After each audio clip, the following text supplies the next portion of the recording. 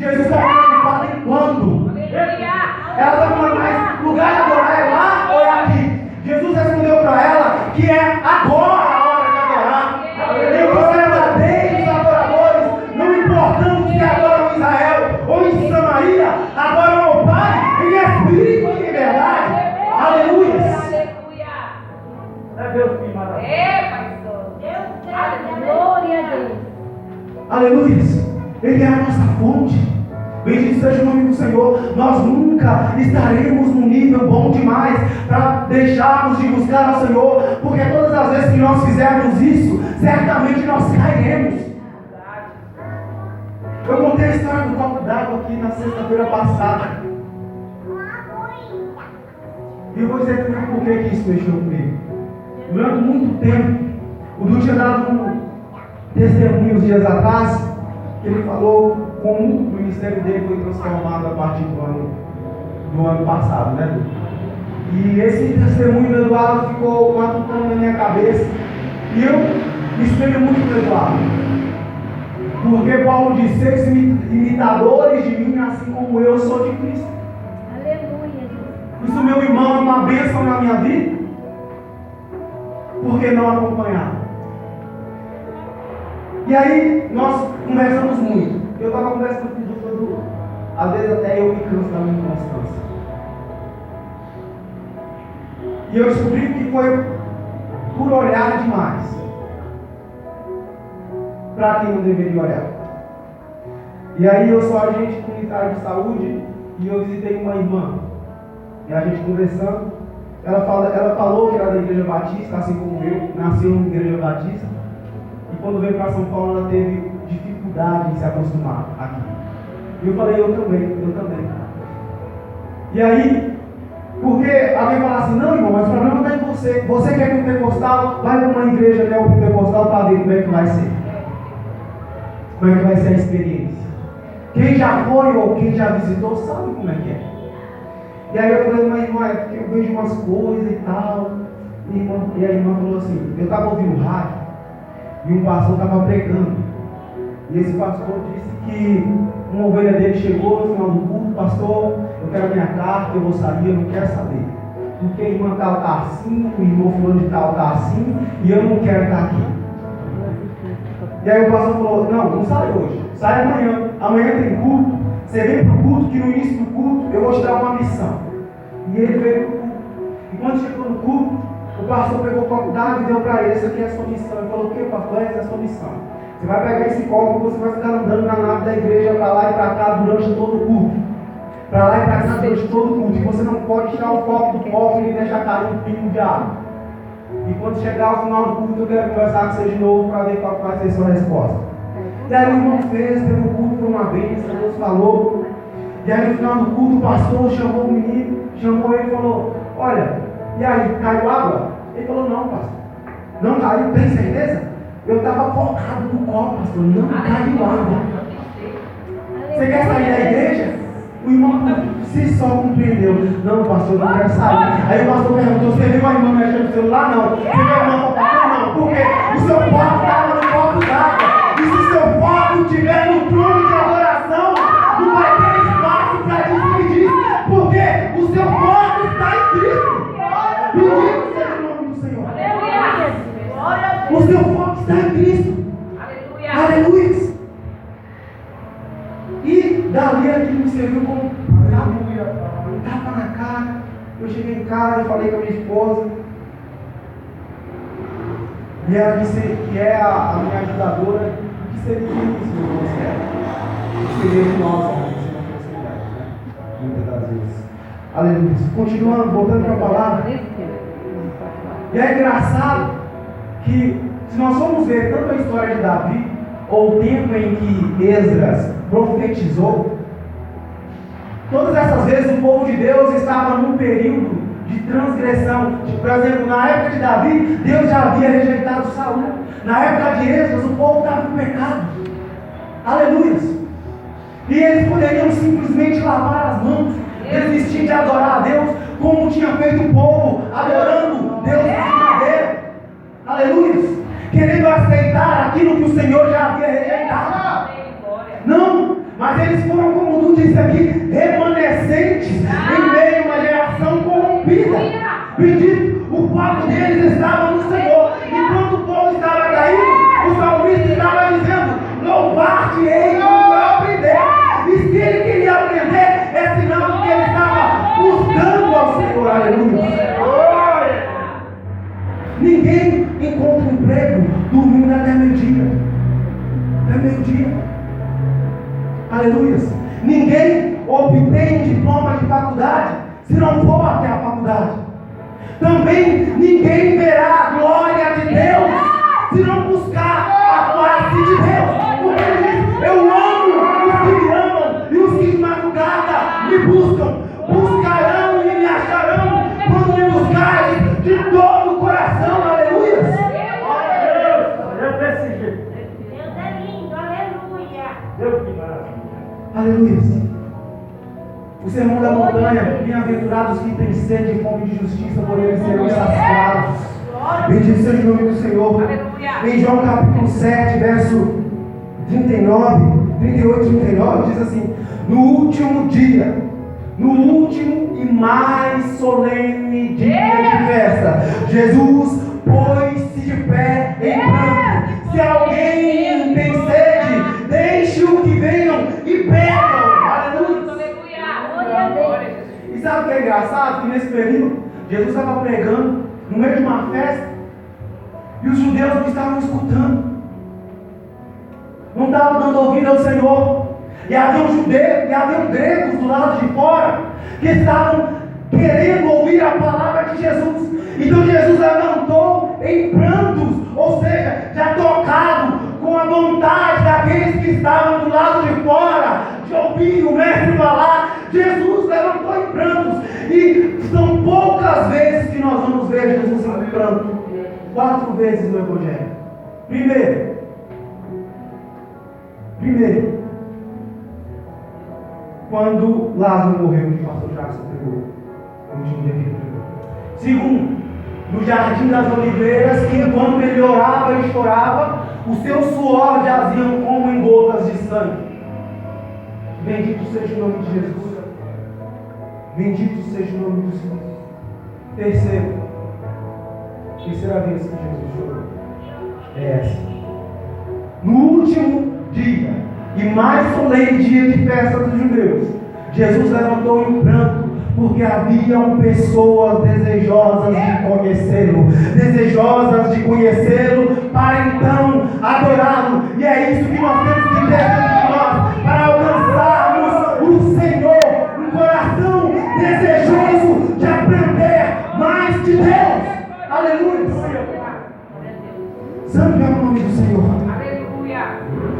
Glória a Deus. Aleluia. Aleluias. Deus. E ali que tem uma outra história também que o Senhor me trouxe à mente agora, sobre esse negócio de nível, sabe? Eu estou num nível que eu não preciso buscar mais, sabe? Ou pessoas que quando veem a glória de Deus, ao invés de olhar para si, elas só conseguem entender e olhar para o lado do irmão e saber porque ela ora 6 horas e a irmã ora 3. Ela só consegue ver isso, que ela é mais espiritual que a outra irmã.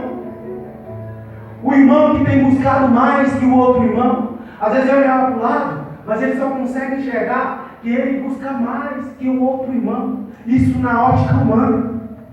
Se nós formos ver o livro de Jó, capítulo 38, antes de chegar lá, havia uma reunião no céu, no início do capítulo 1 do livro de Jó.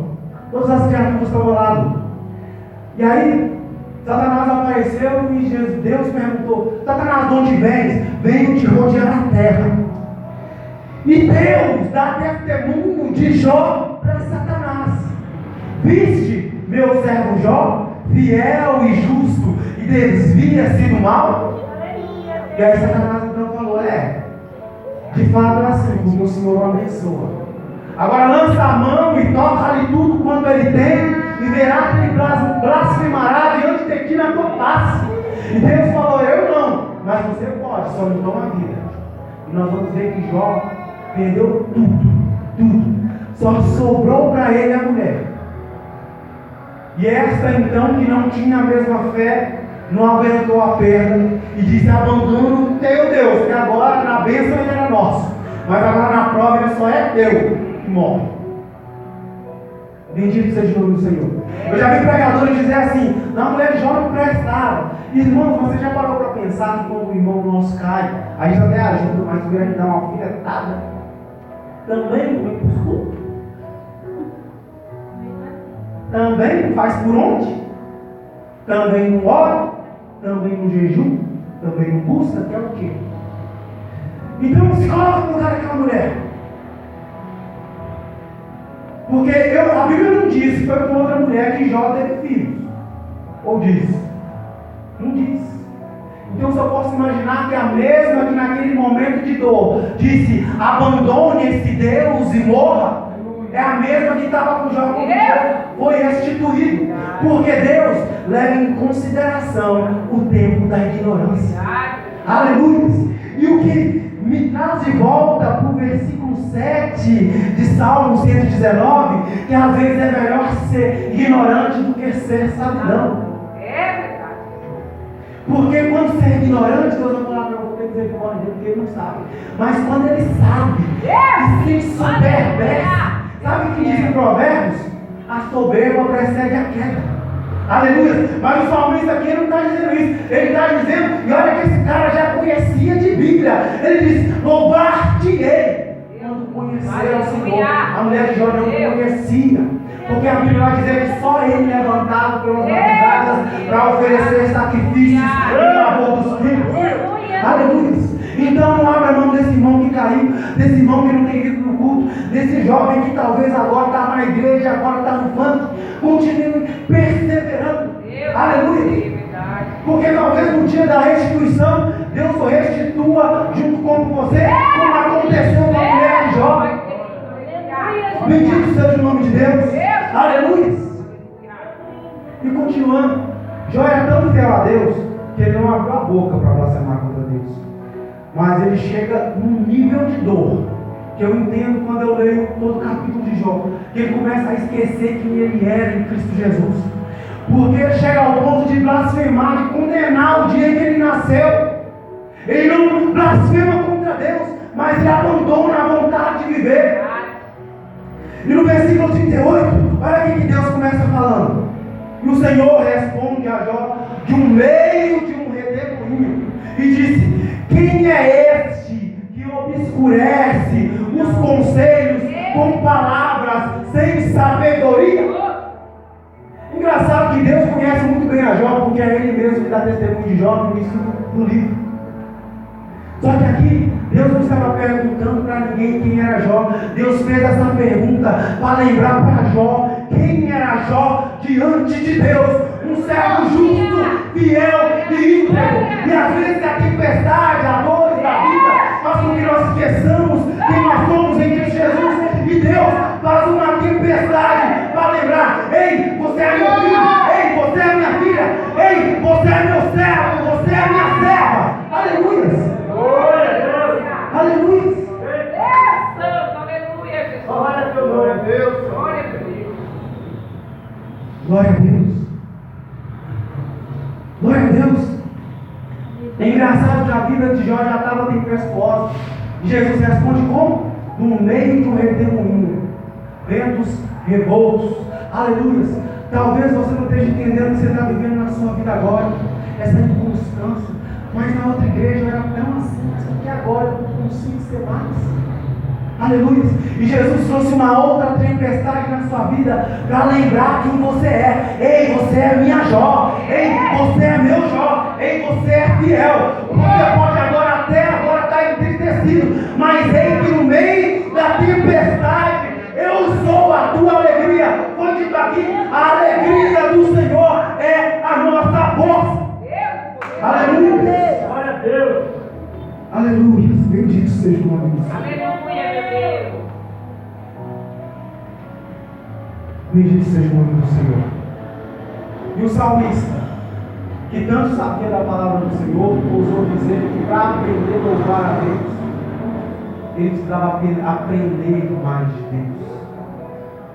E sabe o que eu acho lindo? Que nós sabemos que na história de Davi, Deus fez grandes feitos. Deus deu a ele vitórias que na mente humana já eram uma derrota. Aleluia. Quando aconteceu de um irmão de Absalão estrupar Tamar, qualquer um que olhasse para a história da família de Davi poderia dizer: esse reino está condenado, aqui não tem mais jeito, porque até o próprio irmão violentou a sua irmã. Um rei que poderia ter todas as mulheres do reino escolheu uma que era de um dos seus servos mais fiéis. A gente humanamente olha para Davi e a gente não consegue ver como é que Deus enxergava ele segundo o coração dele. Porque ele assassinou, adulterou, aleluia.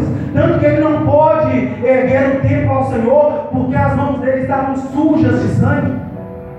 Aleluia. Mas eu glorifico a Deus, porque é esses que ele escolhe. Isaías capítulo 6, Isaías começa narrando assim: no ano tal de rei Uzias, vi o Senhor assentado em um alto e sublime trono, e vi anjos com duas asas, eles voavam, com duas eles cobriam o rosto e cantavam, desciam e subiam: santo, santo é o Senhor.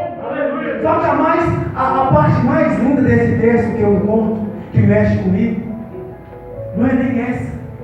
É que quando ele vê tudo isso, ele diz: então vi que eu era homem impuro, de lábios impuros, e que habitava no meio de um povo impuro.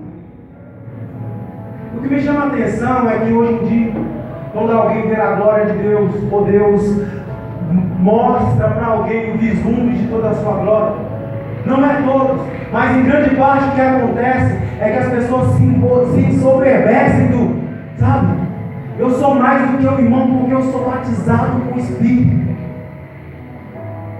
Quando eu prego, o fogo cai mais. Quando eu louvo, nossa, o povo chora mais.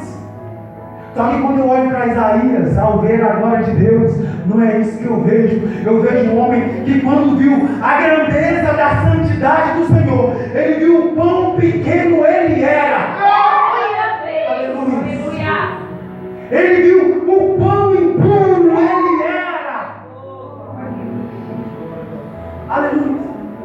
E há uma semelhança muito grande entre a história de Jó, entre os salmos que eu acabei de ler, Isaías 6. Porque alguém que conhecia a palavra de Deus, que era o salmista, ele disse que para louvar ao Senhor ele necessitaria de aprender. E tem uma passagem no Novo Testamento que diz o seguinte: que é o Espírito que convence o homem do juízo e do pecado. Aleluia. Esse cara aqui, para aprender a louvar a Deus de verdade, ele precisava aprender, ele mesmo declarou. E nós estamos aqui adorando porque um dia nós ouvimos a palavra nos convenceu do juízo, nos convenceu do pecado. E alguns aqui entrando, pegou as suas mãos, andou até aqui na frente.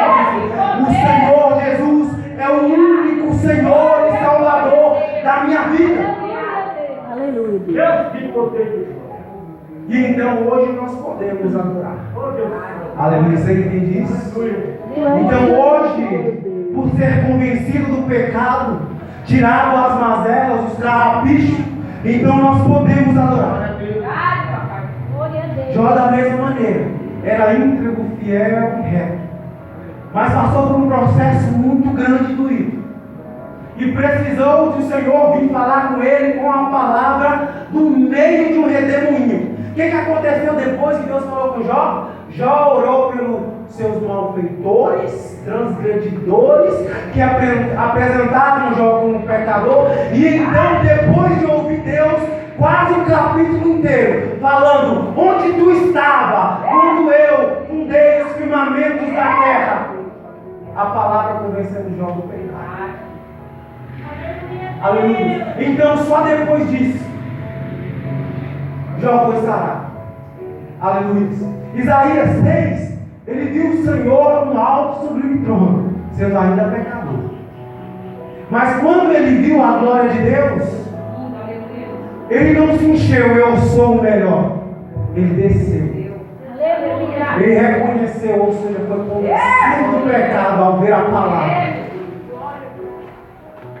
Então o anjo pegou uma brasa, ele disse, que estava no altar, tocou em meus lábios e disse: eis que são perdoadas as tuas iniquidades. Então o Senhor perguntou: a quem enviarei? E eu respondi: envia-me a mim. Aleluia. Processos, igreja. Processos. Muitas das vezes a gente não tem os processos de Deus na nossa vida, para que então nós possamos adorar, talvez como o irmão adora. Para que então talvez o Senhor possa nos usar mais na palavra, como usa tal irmão. Ou para que então o Senhor possa nos usar mais na revelação, como usa o irmão. Processos. Processos. Aleluia. E o que nós não podemos tirar do nosso coração, quando nós vemos a glória de Deus, o que tem que acontecer não é soberba, é humilhação. Aleluia. Bendito seja o nome de Jesus. Coloque-se de pé, eu quero orar. Em nome de Jesus. Em nome de Jesus. De hoje em diante, quando alguém perguntar o que acontece quando alguém vê a glória de Deus, ele percebe o quão falho ele é. Porque em toda a história da Bíblia, amados, Saulo de Tarso em Atos 9, aleluia, homem que perseguia, matava e que era soberbo porque era doutor da lei, quando viu a glória de Jesus montado no cavalo a caminho de uma outra cidade, ele caiu do cavalo já cego, passou por um processo de 3 dias. O Senhor precisou mandar o servo para orar e as escamas caíram dos olhos, e então ele estava pronto para ser enviado e adorar ao nome do Senhor, granjeando e salvando almas. Aleluia. E é isso que acontece quando nós vemos a glória de Deus. Senhor, em nome de Jesus, a tua palavra te foi. Pai, em nome de Jesus, não com palavras persuasivas de sabedoria humana, Senhor, mas com aquilo que o Senhor me deu dentro das minhas limitações. Deus, eu apresento agora a tua igreja, meu Pai. Cada irmã, cada jovem, cada irmão, cada obreiro, meu Deus, para que essa palavra possa frutificar assim como frutificou em meu coração, Senhor. Livra-nos, Senhor, das amarras da religiosidade, Senhor. Quebra todo o grilhão do inferno. Quebra, meu Deus, em nome de Jesus, tudo aquilo que nos prende e nos impede de ir mais a fundo contigo, Senhor. Ensina-nos, Senhor, a contar os nossos dias, Senhor. Deus, ensina-nos a tua palavra para que então nós possamos adorá-lo, Senhor. Oh, Pai, em nome de Jesus, Senhor, traz um novo tempo sobre minha vida, sobre a vida dos meus amados irmãos, Senhor. Deus, ensina-nos a focarmos no alvo que é o Senhor. Deus, ensina-nos, Senhor, a pedir de Ti, Senhor, mais amor, mais misericórdia, Deus. Livra-nos, Senhor, de nós mesmos. Ensina-nos, Senhor, a ter um coração igual ao coração de Jó, igual ao coração de Isaías, igual ao coração do salmista, Senhor. Oh, Pai, um coração desejoso de aprender sempre mais a teu respeito, Senhor. Deus, em nome de Jesus, e leva-nos em segurança para os nossos lares, Senhor, em nome de Jesus.